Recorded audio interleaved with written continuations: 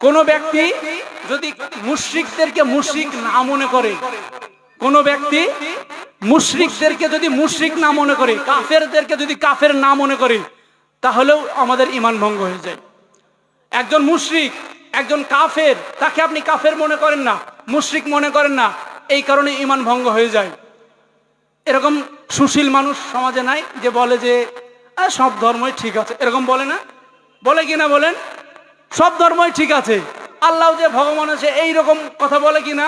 মানে মুশরিকদেরকে মুশরিক করে না, সব ধর্মকে গোল আলু পেঁচিয়ে একদম ছেড়িয়ে দেয়। মানে সুশীল মানুষ আছে এবং সময়তে সময়তে বলে ধর্ম যার যার, উৎসব সবার। বলে কি বলে না? ধর্ম যার যার, উৎসব সবার। আমি এদের কথা মনে পড়লে কিছু কথা মনে পড়ে যায় জানেন। আমি বলি জমি যার যার, ফসলও সবার। জমি যার যার, ফসলও সবার। পুকুর যার যার, মাছও সবার। বিয়ে যার যার, বউও সবার, নাকি? তো হ্যাঁ, আপনার